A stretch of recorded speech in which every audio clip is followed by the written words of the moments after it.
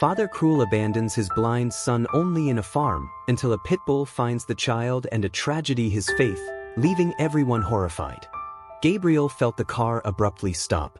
He frowned, confused, clinging his cane to his chest. "Dad, where are we?" His voice had a tone of doubt, but also of hope. Maybe it was a surprise, something that could make him forget, even for a moment, how difficult his life had been lately. But Fernando's silence said it all. That day there was no love. "Get out of the car," Gabriel ordered the father, dry. As if he was talking to a stranger. Gabriel doubted. He felt his father's heavy hand pulling him from his arm with force. "I told you to get off." "But, Dad, what's going on? Where are we going?" Gabriel's voice of anxiety was palpable. He tried to hold on, but Fernando had already thrown his backpack to the ground without any care.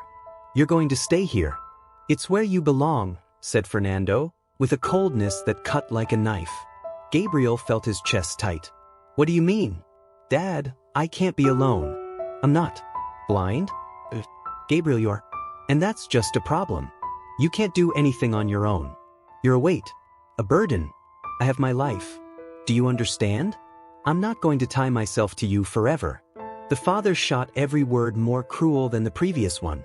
Gabriel was still. He wanted to believe it was a nightmare. That he would soon wake up in his bed. That he would smell the aroma of coffee in the air and hear his father's voice calling him for breakfast. But that was real.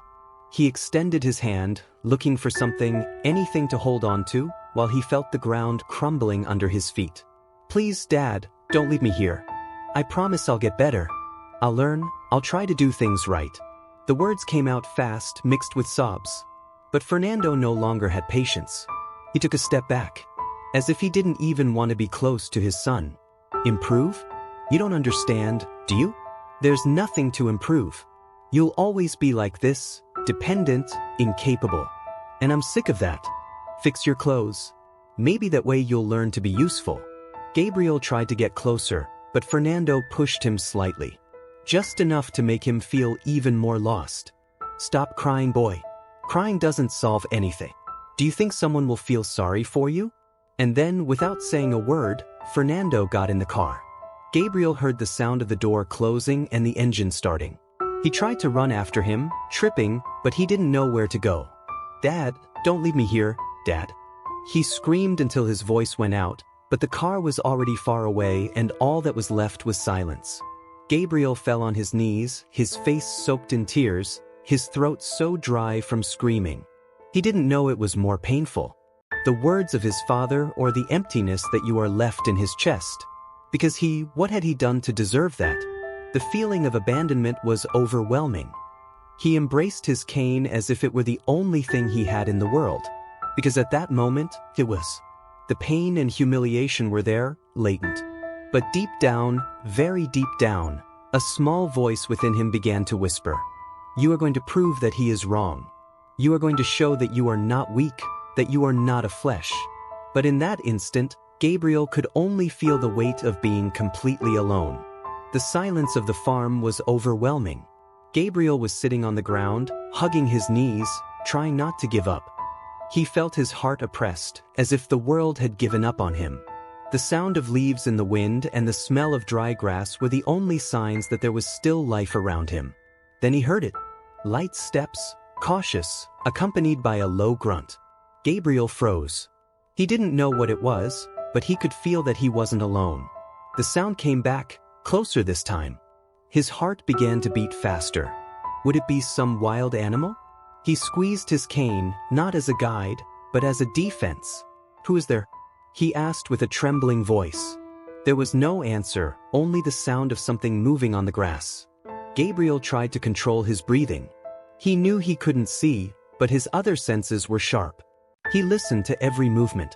Then, a sharp hit cut the air, followed by a louder growl.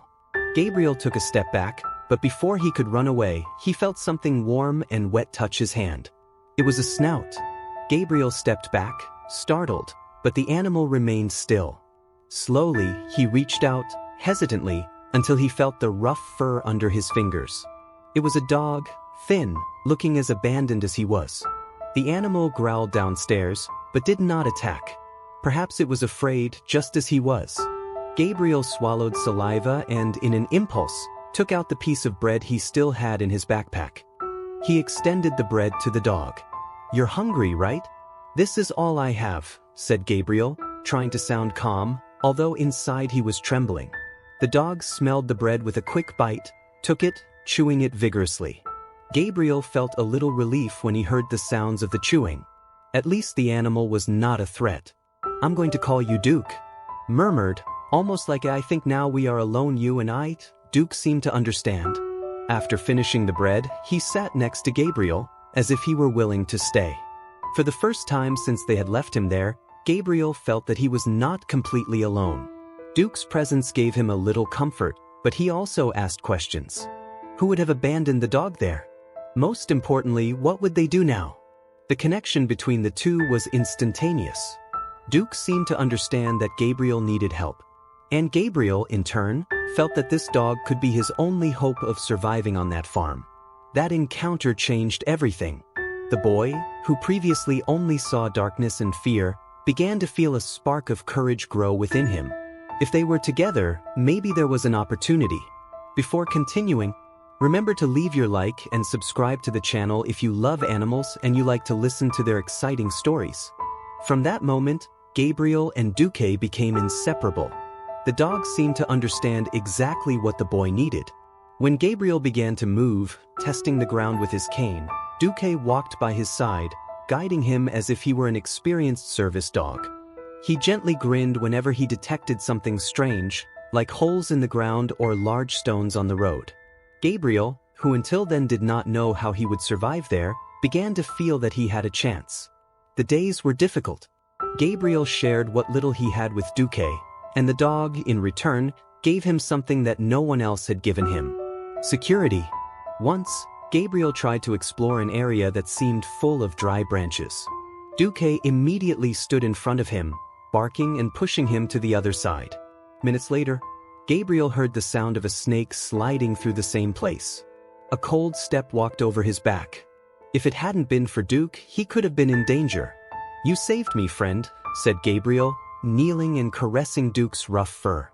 The dog responded by moving its tail as if it knew how important it was to the child.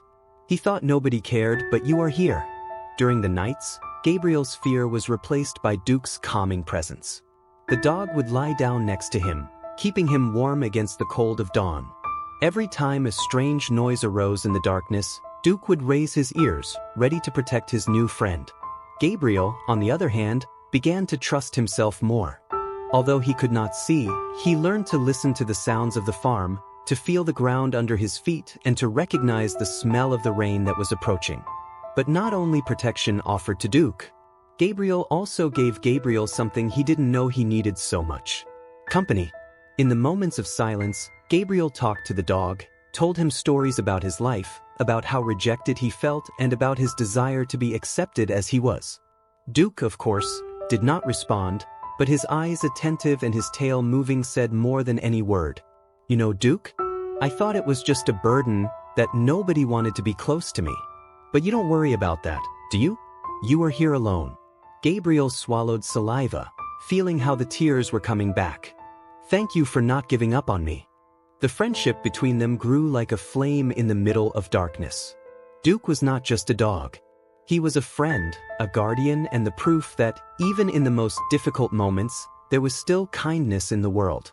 Gabriel did not know how, but he felt that, together, they could face anything. After all, now he had someone who believed in him, and that was all he needed to move forward. The days passed slowly, and Gabriel had already lost count of how long he had been in the farm. The food in his backpack had run out, and now he depended on Duke to survive. The dog, with his incredible loyalty, seemed to have a sharp instinct. He always found something, a fruit fallen to the ground, or even small animals that Gabriel did not dare to ask how they had been caught. He knew that, without Duke, he would have no chance. It was a late afternoon. When the sun was already disappearing and the cold breeze began to blow, something happened. Gabriel was sitting under a tree, trying to save energy, while Duke was circling, attentive to any danger. Suddenly, a different sound broke the silence, the distant roar of an engine. Gabriel immediately got up with his heart racing. "Duke, do you hear that?" he asked, stretching his hand towards the dog. The engine got stronger. Gabriel felt something inside him, a mixture of hope and fear. Who could be coming? Could it be someone who would help him or a new threat? Guided by Duke, who was now moving his tail, Gabriel walked towards the sound. His steps were uncertain, he was stumbling with stones and roots on the way. But Duke was always there, gently pulling his shirt when he was deviating. When the sound was close enough, Gabriel stopped and shouted with all his might. The engine turned off. And for a moment, everything went silent again. Gabriel stayed still, holding his cane tightly, until he heard a male voice calling. "Is anyone there?" "It's me," Gabriel answered with a trembling voice. "Please help me." The steps approached, and Gabriel felt that his heart was about to come out of his chest. Then, a firm hand touched his shoulder. "Are you okay, boy? What are you doing here alone?" Surprised to see a blind child in the middle of an abandoned farm, Gabriel could not contain the tears. He told everything from the moment his father had left him there, to how Duke had been his only companion. The man who introduced himself as Roberto listened to everything carefully, shaking his head with disbelief. What kind of father does this with his son? He murmured, almost for himself. "I just want to go home," said Gabriel in a low voice as the tears rolled down his face. Roberto looked at the boy and the dog next to him, who was watching him closely, as if he was evaluating whether he was trustworthy. "Okay, boy, I'll get you out of here. You and your friend," he said, pointing to Duque.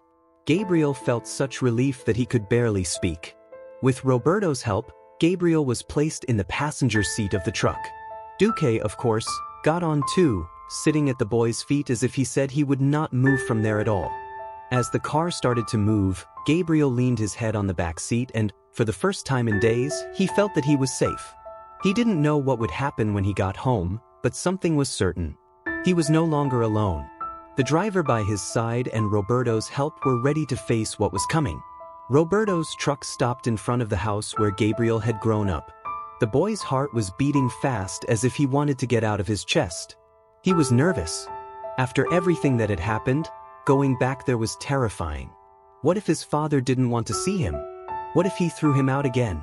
Gabriel breathed deeply, trying to control his fear, while he felt Duque leaning on his leg, as if he were telling him, "I'm here with you."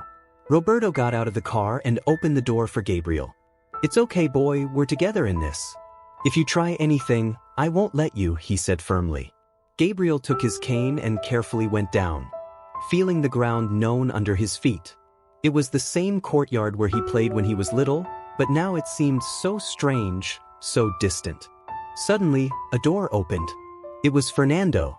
When Gabriel saw standing there, dirty, thin, and holding the stick, the man's face turned. First it was surprise, then anger. He went down the stairs quickly, his steps resonating with force on the ground. "What are you doing here?" With a voice full of contempt. "I came back, Dad," Gabriel answered, trying to keep calm, but his voice was trembling. "I managed to come back." Fernando didn't seem impressed. In fact, his expression hardened even more. "You managed to come back? You're taking my hair, boy. I left you in that farm because you're a burden, Gabriel. A burden. And now you come back for what? To embarrass me in front of everyone." The words were like knives. I knew his father wasn't affectionate, but listening to that so directly was too much. He felt the tears filling his eyes, but before he could respond, Fernando did something that left everyone in shock. He took a sack of fabric that was in a nearby chair and walked towards Gabriel. "You're not going to tell anyone. If anyone finds out you're back, you'll ruin my life." He tried to put the sack over the child's head, but before he could get close, a fierce sound cut the air. Duke threw himself like an arrow, barking and grunting with a fury that no one expected from a dog. He jumped on Fernando, knocking him down to the ground. The man screamed, trying to get away, but Duke did not retreat. He did not attack to hurt, but he made it clear that no one would touch Gabriel. The barking sounded through the neighborhood, and soon the neighbors began to peek through the doors and windows. A woman screamed, "What's going on there?" Another man ran, trying to understand the situation. "This man tried to hurt his own son," Roberto screamed, holding Fernando so that he would not try anything else. The neighbors began to murmur, indignant at what they were seeing. An older lady called the police. "This is unacceptable. A father doing this to his own son must pay for what he did." Gabriel was paralyzed. He felt his chest being oppressed, but at the same time, a wave of relief invaded him. Finally, someone was seeing the truth. Finally, he was no longer alone against Fernando. Duke turned to Gabriel, licking his hand as if to tell him, "I will protect you no matter what happens." When the police arrived, Fernando tried to justify himself, but the neighbors were all against him. "This boy is a hero for surviving, and you are a monster." She cried out, a woman. Fernando was taken as his wife, while Gabriel, still trembling, was consoled by Roberto and the neighbors. At that moment, Gabriel realized that his life would never be the same again. He had faced the worst he could imagine and, with the help of Duke, he had managed to overcome it. Now he knew he had the strength to start again and no longer needed to carry the weight of humiliation and abandonment. However, despite that relief, something within broke. He fell from his knees to the ground, the cane slipping from his hands, and began to cry. They were not silent tears, but deep and desperate sobs, as if all the suffering that had contained until that moment finally had found a way out. Each cruel word from his father, each moment of abandonment and every second of fear in that farm invaded his mind at once. It was as if he were expelling all the weight that he had carried alone. Duque, always by his side, sat next to him, leaning his head on his shoulder. The dog couldn't speak, but his presence said it all. "I'm here, and I'll never leave you." Gabriel caressed Duque's rough fur, clinging to the only certainty he had at that moment, that he wasn't completely alone. Roberto slowly approached, crouched down to stay at Gabriel's height. "Cry boy, take it all out. You don't need to have anything anymore," he said with a firm voice, but full of compassion. He knew that that child had suffered more than anyone should endure, especially at such a young age. The neighbors remained close, some with eyes full of tears, others murmuring words of comfort.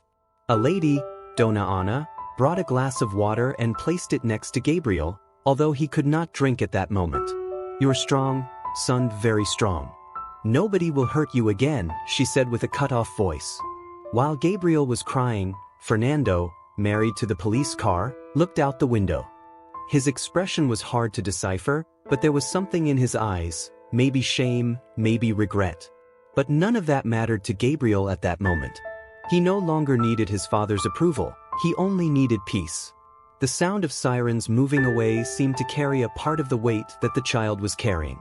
Gabriel dried his tears with his back of the hand and looked towards Roberto. Although I couldn't see him, his voice came out low, hoarse. I just want a place where I can live without fear."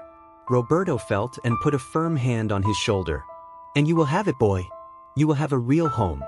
I will make sure of that." Gabriel breathed deeply, feeling the air fill his lungs as if it were the first time. He was still hurt. He still felt the emotional scars. But at that moment, sitting on the floor with Duque by his side and people who were worried about the surroundings, he began to believe that the worst had been left behind. It was the beginning of something new. After the chaos in the patio, Gabriel was taken by a social worker to the house of his Aunt Mariana, sister of his mother, whom he had just met.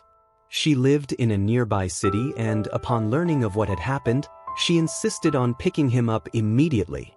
Gabriel was nervous. He did not know what to expect. Would his aunt treat him like his father, like a burden? She held the cane with strength with one hand and held the other over Duke, feeling the quiet breathing of the dog, who always seemed to know when she needed comfort. When they arrived, the door to the house opened before Gabriel could imagine where he was. "Gabriel, my dear." Mariana's warm and welcoming voice made the boy's heart beat differently. It was the first time in a long time that someone spoke to him that way. She hugged him tightly, regardless of his dirty clothes or the smell, difficult days. "Now you're safe. This is your home." Duque, always alert, stayed by Gabriel's side, moving his tail, but still suspicious. Mariana leaned down and caressed him too. "And you must be the hero. Thank you for taking care of my nephew," he said with a smile that seemed to lighten everything. Duke seemed to understand. For the first time, he relaxed completely. The house was simple but cozy. The freshly baked bread aroma filled the air, and Gabriel's stomach rumbled. Mariana noticed. "Come on, you need to eat and rest. You must be exhausted," he said, taking his hand to guide him to the kitchen. Gabriel, used to depend only on himself or Duke, doubted, but let her help him. While he was eating, Gabriel began to realize that he was in a different place. There were no screams, humiliations, or despicable looks. Mariana spoke to him patiently, asked him how he was, as if he really wanted to know. "You are incredible, Gabriel. You survived something that few people could overcome," he said while caressing the man. Gabriel felt that the tears were coming back, this time not of sadness, but of relief. He finally felt that he was at home. Mariana also worried about Duque, fixing a comfortable corner for him to sleep near Gabriel. "This dog is now part of the family," he said without a doubt. Duque seemed to know and followed Mariana around the house as if he also wanted to protect her. That first night, Gabriel slept deeply for the first time in days. There was neither fear nor cold, nor the weight of the cruel words of his father. He knew that the way there had been difficult, but he felt that a new stage was finally beginning in his life. With Duque by his side and the kindness of Mariana, he began to believe that he could find happiness and peace. Although he did not know that he would face the future, Gabriel finally slept with a small smile on his face, feeling that he was no longer alone in the world. He had a new family, and now everything was possible. With the passing of the weeks, Gabriel began to realize that his life was really taking a path that he never imagined possible. In his Aunt Mariana's house, everything was different. There were no screams, humiliations, or despicable looks. Instead, there was understanding, patience, and love. Especially, there was Duque, who seemed to assume naturally the role of protector and best friend. Mariana assured herself of helping Gabriel regain his confidence. "You are stronger than you think, Gabriel," she said while teaching him to do small tasks in the house, how to identify objects by touch and organize their things in a practical way.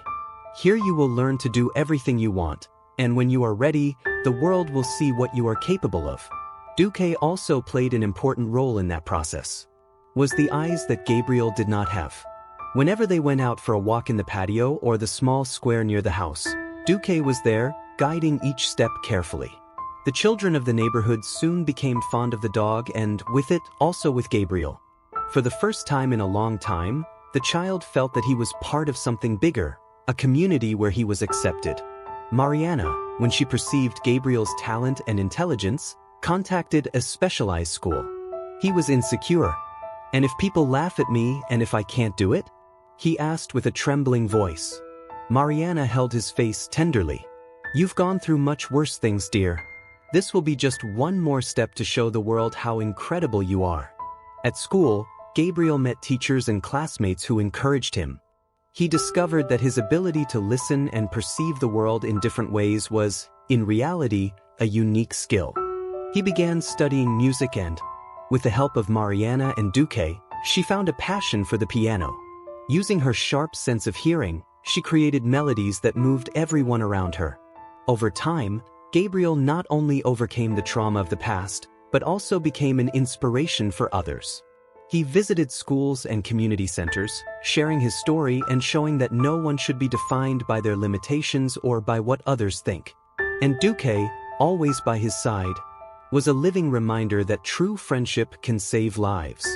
As for Fernando, Gabriel's father was sentenced for abandonment and bad treatment. But Gabriel, despite the pain he was carrying, decided that he would not let his future be defined by his resentment. He did not need his father's forgiveness to move forward. He had Mariana, Duke, and a new world of possibilities in front of him. In that little house full of love, Gabriel found something he had never had before. A true family. And with every passing day, he showed not only to the world, but also that he was able to overcome anything. With a lighter heart and a determination that no one could break, Gabriel was sure of something.